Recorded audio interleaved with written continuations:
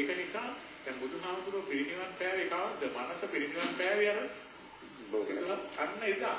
අර ශරීරය තමයි අතර. අර මේ දෙක අතරට කියන්නේ අනුපාදිශේෂ නිර්වාණ දාවේ සෝපාදිශේෂ නිවන කියන එක එකයි.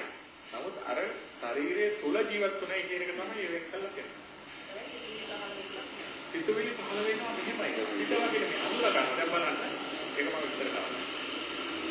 දැන් අපි අහලා තියෙනවා පංචස්කන්ධය පංච උපාදානස්කන්ධය. බුදුහාමුදුරුවෝ කිව්වේ නෑ පංචස්කන්ධය දුකයි කියලා.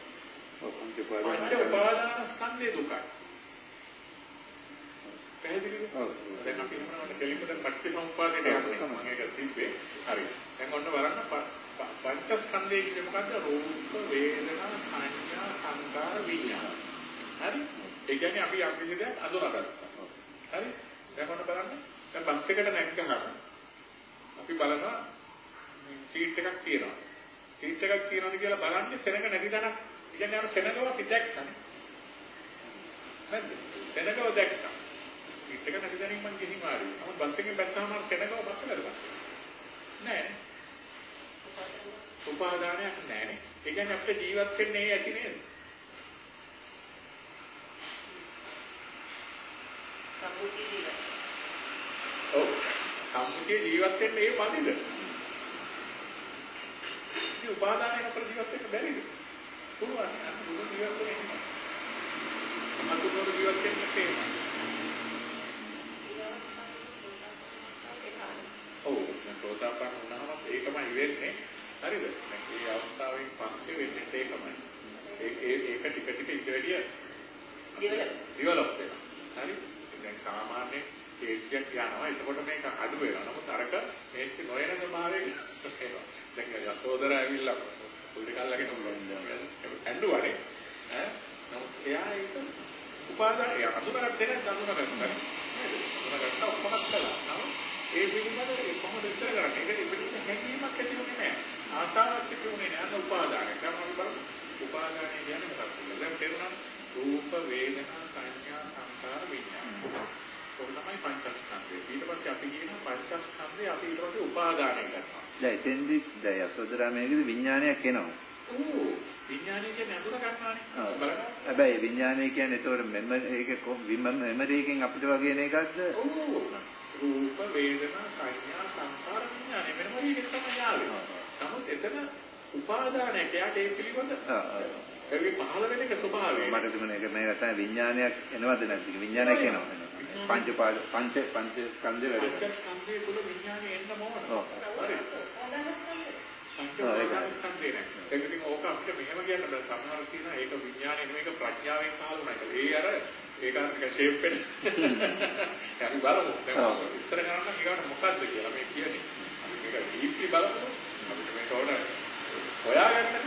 දැන් ඔන්න අපි බලන්න පටිච්චසමුප්පාදයේ තුල කියනවා අවිද්‍යා පත්‍ය සංඛාර. අවිද්‍යාව නිසා සංස්කරණය වෙනවා. සංස්කරණය වෙනවා කියන්නේ අපිට අර වගේ එකතු වෙනවා. අපිට ඕන විදිහට ආදාන. සංස්කරණය වෙලා සංඛාර පත්‍ය විඥාන. විඥාන කියන්නේ මම මේක අඳුන ගන්නවා නේද? අඳුනගත්තට පස්සේ සංඛාර පත්‍ය විඥාන පත්‍ය නාම රූප. ඒ කියන්නේ මම නමය රූපෙකුයි දෙනවා. හරිනේ? ඒත් එක්කන කම් පැහැදිලිනේ. ඔව්. ඒතකොට එතනට දෙන නමයි රූපයට තමයි නාම රූප කියනවා. නාම රූප කියන්නේ මේකට තමයි. දැන් පිටුවිල්ලක් කියන්නේ අපි මේ කියන්නේ. නාම රූප කියන්නේ මේකට දුන්න හැඩේ, වීදුරුවේ හැඩේ රූපේ නම කියන්නේ මේකට දුන්න නම. වීදුරුව. දැන් මොන සින්දුවක් එහෙම. සින්දුව කියන එක සත්‍යයක් න්යාවයි. සින්දුවක් කියලා අඳුනගත්තේ නාමයි. රූපේ තමයි දෝෂය. අපි සත්‍යයක් කරනවා කියනකොට සින්දුවක් කරනකොට තාලයක් කරනවා කියලා කියන්නේ. ආවෙත් මොකද ගෝසාවක් නේ. මොකක් හරි ভাইබ්‍රේෂන් එකක් නේ ගන්න තාලේ. සවුන්ඩ් එකක් ආවේ. සවුන්ඩ් එක අපි කැටගරයිස් කරනවා. සින්දුවක් කියන්නේ. එක්කනටගේ අමරදේව සිනේ තවස්සට යනවා. සිත් වීතියක් කරනවා. එතකොට සින්දුව කියන එක අපි ඔන්නද තාලයක් කියන ඒකෙත් දෙන්නේ නමකින් තාලයක් කියලා දුන්නා. ඒ කියන්නේ නම. රූපේ කියන්නේ අතු සත්‍ය. දිවට කියනවා. රසක් ආවා. දැන් මම කියන සීනි. සීනි කියන්නේ නම රසරේ රූපේ. හැම දෙයක්ම ස්පර්ශය.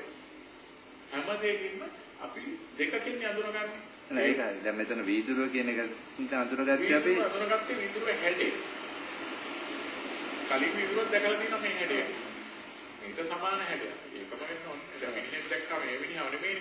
අර ලිම්ස් අතර තියෙනවා අපි මිනිහෙක් කියනවානේ. ෆීචර්ස්. ඒ වගේ අයිඩියා එකක් අපි තුල තියෙනවා. ඒක තමයි රූපය. ඒක තමයි නම කියන්නේ ඒක අපි අඳුරගන්න නමක් නෙවෙයි කොහොමද? මොකද කණෙන් ආපු දැනුමක් ඕනම යතුරගන්න. මට ප්‍රශ්නයක් තිබුණා උදැන් මොකද අපි නාම රූප කියලා මම හිතුවේ මෙතනින් අපි ක්‍රියාත්මක කරන නාමය අපේ රූපය වෙන්න පුළුවන්. ප්‍රතිසන්දි ගන්නකොට අපි නාම රූප කියලා කියනවා. ඊට අමතරව දැන් මෙතෙන්දී නාම රූප කියන වචන දෙක ආපු ඉඳලා මට පොඩ්ඩක් ඔව් දැන් මොකද මට අර අවිද්‍යාව විඥාන පත්‍ය නාම රූප කිව්වම මට උතන පටලැවිලා තිබුණා හැමතිස්සෙම. ඔව් දැන් අපි සිතුවිල්ලක නාම රූපයක් කියන්නේ සිතුවිල්ල දැන් බලන්න මෙතන කියවෙන්නේ මෙහෙමනේ මම ඒක විස්තර කරන්නේ. අවිද්‍යාව නිසා සංස්කරණයේ වීම නිසා දැනීම නිසා නේද නාම රූපය ඒක හරි. ඒකට මෙතන එතෙන්දී නාම රූප කියන්නේ මෙතන දෙන හැඩයයි රූපයයි. එතෙන් අපි අර නාම කියන වචනේ දාපු එක තමයි වැරදි. නාම කියන්නේ ඔව් හරි. නාම කියන්නේ අපි දැන් අනක ඔව් අයින්නක මගේ කාමෙදි කියන්නේ දැන් මෙතන එතකොට සිතුවිල්ලේ නාම රූප කියන්නේ ඒකට දෙන ඒක හඳුන්වන්න දෙන එක ඒක දැන් එතකොට රූප වේදනා සංඥා සංකාර විඥානය තුල රූප කියන්නේ අපිට ආපු ආරම්භ. මෙන්න මේ ටික තමයි නාමය කියන්නේ. ඔව් වේදනා සංඥා සංකාර. සංකාර ඇවිල්ලා නාමය. හරි. දැන් හරි. ඒකත් හරි. හරිනේ. එතකොට මේ ක්‍රියාව තුළ නාමය කියන්නේ මේක රූපය මේකයි. සිතුවිල්ලක නාම රූප කියන්නේ ඔය දෙකම එකයි. මේ දෙක. මේක නිසා නේද මේක ඇත්ත. ඒක හරි. ඒක හරි. ඒතකොට නාම රූප කියන්නේ මේ සිතුවිල්ල තුළ ඇති වෙන මේක අඳුනා ගැනීම තුලින්. දැන් අපි විඥානය කියන්නේ අඳුනා ගැනීම. අඳුනාගත්තේ කොහොමද? ඔව්. මෙතන රූප වේදනා සංඥා සංකාර ඒ මගින් තමයි මේ දෙක මේක තමයි නාමය කියන්නේ ක්‍රියාව. හරි නාමය කියන වචනේ හරිනේ. නාමය කියන වචනේ ආවේගය. හරි දැන් සිතුවිල්ලක දැන් අපි නාම රූප කියලා හැම වෙලේම කියන්නේ ඔන්න සිතුවිල්ල තමයි. දැන් බාහිරින් ගන්න එපා. හැම වෙලේම නාම රූප කියන්නේ ඔන්න සිතුවිල්ල. දැන් පුටුව කිව්වොත් පුටුව කියන නමයි ඒකේ හැටි. ඒක පුටුව කියන නම ගත්තෙත් අර සංස්කරණය තුලින් නේද? වේදනා සංඥා සංකාර තුලින් නේද ඒක හඳුනගන්නේ.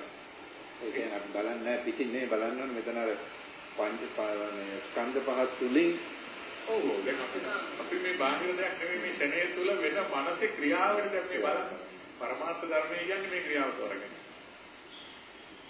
අනිත් පරිම අපේ ගන්න ඒ වගේ ඒ තමයි නම් උපාසමත් ඔය ඉස්සල් කියන ඉසකිය ගහ දෙකට බලන්න ඕනයි කියන එක.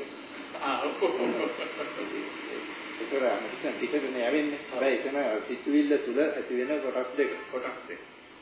ඒක ඒ දෙකෙන් තමයි ෆයිනලි අපි මේක අඳුනගන්නේ. හරිනේ? නාමය කියන්නේ මේ ක්‍රියාව. ඔව්. ඒකම තමයි නමයි රූපේ හැටියට දෙන්නේ. නාම ආවේ නාමයේ තුලින්. එහෙම කියන්න බෑ. නාම ආවේ නාමයේ තුලින්. රූපේ කෙලින්ම ආවනේ. ඒක ඕකම අනාපින්ම ගන්නවා. ඇහැට වෙන එකක් නෙවෙයි. ඒකම කණෙනුත් ආවා. ඔව් ඒක හරියටම හරි. ප්‍රපංචයෙන්ම ඒ පහෙන්මයි ක්‍රියාවලාව. දැන් අපි කියනවා මේක හරි දැකලා මේක දැක්කම මෙතන අපි ගඳකුත් නෑ රසත් නෑ කියන්නේ ඕක වෙලානේ. නෑ කිව්වේ කොහොමද? නෑ කියන්නත් ඒක ක්‍රියාත්මක වෙලා. සංස්කරණය වෙලා. හරි නැත්නම් කොහොමද නෑ කියලා. පොසිටිව් හෝ නෙගටිව් ඒක ක්‍රියාත්මක වෙලා ඉන්නේ ඩෙෆිනිෂන් එකේ නෑ. දැන් ඊගාවට බලමු. ඔන්න අවිද්‍යාව පත්‍ය සංඛාර සංඛාර පත්‍ය විඥාන විඥාන පත්‍ය නාම රූප. දැන් ඒකම තමයි රූප වේදනා සංඥා සංකාර විඥාන කියන එකම නේද? රූප වේදනා සංඥා සංකාර විඥාන විඥානයෙන් පස්සේ අපි අඳුන ගන්නවා. හරි? අවිද්‍යාව පත්‍ය සංකාර සංකාර පත්‍ය විඥාන කියන්නේ